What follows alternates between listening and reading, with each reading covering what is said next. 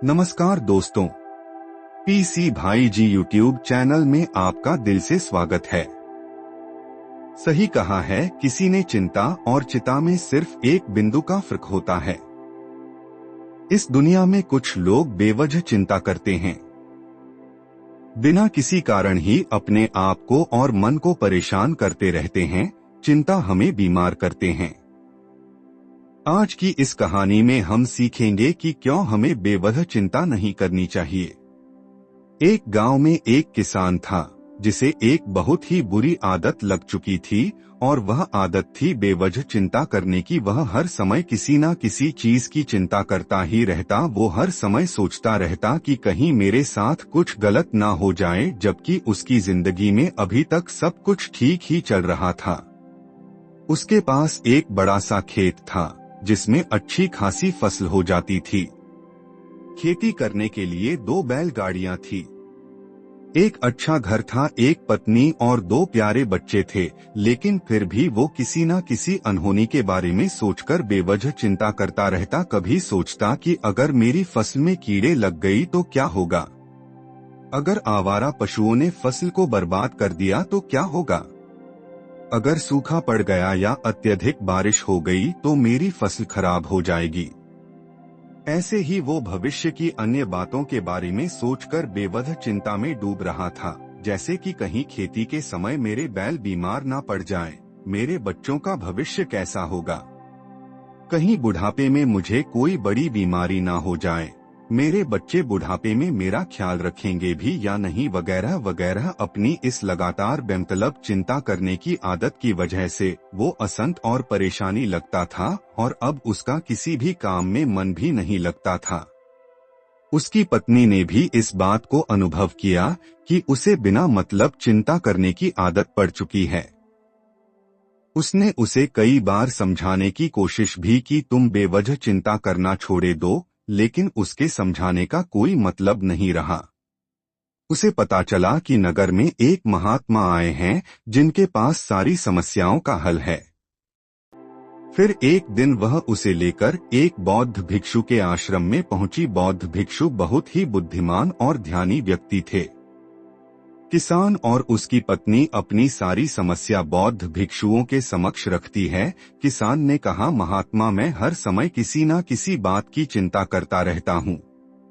मैं ज्यादातर उन बुरी चीजों के बारे में सोचकर चिंतित होता रहता हूँ जो अभी तक मेरे साथ हुई भी नहीं। किसान की समस्या को पूरे ध्यान से सुनने के बाद बौद्ध भिक्षु ने कहा, ठीक है, तुम दोनों कल सुबह आना और फिर मैं तुम्हें तुम्हारी समस्या का समाधान बता दूंगा। अगली सुबह जब किसान और उसकी पत्नी बौद्ध भिक्षु के आश्रम में पहुंचते हैं तो देखते हैं कि बौद्ध भिक्षु बहुत ही चिंतित अवस्था में जमीन पर पलटी मारकर बैठे हुए हैं और उनके सामने एक दूध से भरा ग्लास रख हुआ है। बौद्ध भिक्षु बार बार उस दूध के ग्लास की तरफ देख रहे हैं और फिर कभी अपना हाथ अपने सिर पर रखते तो कभी जमीन पर। वह बहुत ही चिंतित और बेचैन दिखाई पड़ रहे थे। यह देखकर किसान ने पूछा, महात्मा, आप इतने परेशान क्यों लग रहे हैं? आपके समक्ष दूध रखा है, आप इसे पी क्यों नहीं लेते? महात्मा बोले, मुझे चिंता हो रही है कि कहीं इस दूध को बिल्ली न पी जाए, या फिर मैं कहीं जाऊं और तो क्या पता, या दूध कहीं गिर जाए। मैं दूध को पीना तो चाहता हूं, लेकिन मेरा भी मन नहीं है। मैं तो यही सोच रहा हूं कि अगर यह दूध खराब हो गया या कोई गंदी चीज इस पर बच गया तो फिर क्या होगा। इतना सुनकर किसान जोर जोर से हंसने लगा।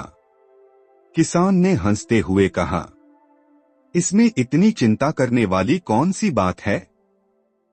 यह दूध ही तो है। अगर इसे बिल्ली ने गिरा दिया या यह खराब हो गया या फिर किसी ने इसे पी लिया तो क्या हो गया?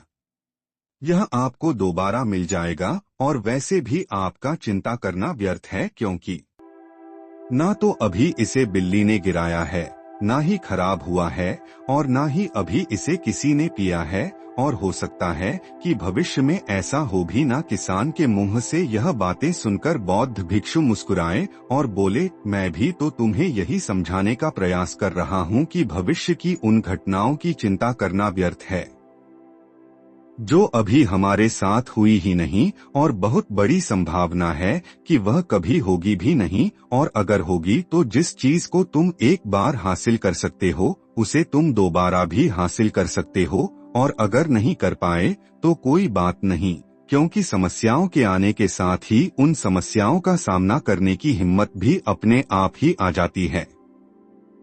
यह बातें सुनने के बाद किसान को लगा जैसे किसी ने उसके गाल पर एक थप्पड़ मारकर उसे नींद से जगा दिया हो। उसे महसूस हुआ कि वह भी तो यही गलती कर रहा है, वह भी तो भविष्य की उन घटनाओं के बारे में सोचकर चिंतित हो रहा है जो अभी तक घटी ही नहीं और शायद कभी घटेगी नहीं।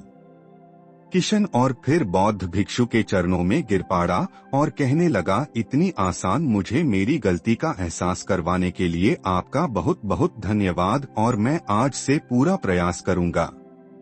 मैं बेवजह चिंता करना बंद कर दूंगा। जापान में एक लोकप्रिय कहावत है, अगर तुम चल रहे हो तो सिर्फ चलो, अगर तुम खा रहे हो तो सिर्फ खाओ, लेकिन एक समय में सिर्फ एक ही काम करो, चिंता न करो। इस लोकप्रिय कहावत के अर्थ ने मुझे हैरान कर दिया था, और सच कहूं तो मुझे ऐसा लगता है कि कहावत के अर्थ में ही वो राज छुपा है जिसे अगर किसी ने अच्छे से समझ लिया और अपने जीवन में उतार लिया तो वो चिंता के बंधन से ही हमेशा हमेशा के लिए मुक्त हो जाएगा। इस कहावत के अर्थ के बारे में हम आगे बात करेंगे, लेकिन उससे पहले देखते हैं कि हमारे दिल दिमाग में इस तरह के विचार ज्यादा चल रहे होते हैं। पहला, क्या मैंने यह काम सही से किया? दूसरा, क्या मैं इसे और बेहतर कर सकता था? तीसरा, इसका परिणाम क्या होगा? और चौथा, लोग मेरे और मेरे काम के बारे में क्या सोच रहे होंगे? यह ऐसे कुछ विचार हैं जो हमारे दिमाग के सिस्टम में ज्यादातर समय चलते रहते हैं, लेकिन हमें पता नहीं चलता क्योंकि हमने इन विचारों के साथ जीना सीख लिया है और हमारा दिमाग काम भी ऐसे ही करता है कि अगर हमने इसे किसी काम को कई बार करवा लिया तो फिर ये उसे अपनी आदत बना लेता है और फिर हमारे चाहे बिना भी उस काम को करने का प्रयास करता है। शुरुआत में तो हम किसी भी काम को अपनी इच्छा से पूरे होशो हवास में करते हैं, लेकिन बाद में वो हमारी आदत बन जाता है और फिर हम बस बेहोशी की हालत में बिना सोचे समझे उस काम को करते चले जाते हैं। जब एक बच्चा छोटा होता है तब उसे पता नहीं होता कि चिंता क्या है, लेकिन जैसे ही वह मुद्दा होता है माँ बाप कहना शुरू कर देते हैं, बेटे आपको होमवर्क करना है, आपको उसकी चिंता नहीं हो रही, आपके एग्जाम आने वाले हैं, आपको उसकी चिंता करनी चाहिए। और ऐसे ही न जाने कितनी सारी चीजों के लिए बच्चों के आसपास के लोग उसे चिंता करने के लिए कहते हैं और वह छोटा बच्चा इस बात को मान लेता है। यह अच्छा, किसी भी काम को करने के लिए हमें उसकी चिंता करनी पड़ जाती है और फिर वह भी किसी काम की घटना के बारे में बार बार सोचने लगता है।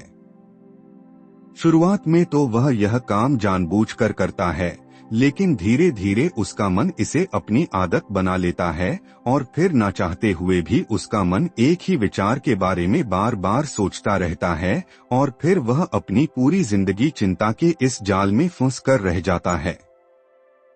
लेकिन अब प्रश्न यह उठता है कि इसका समाधान क्या है?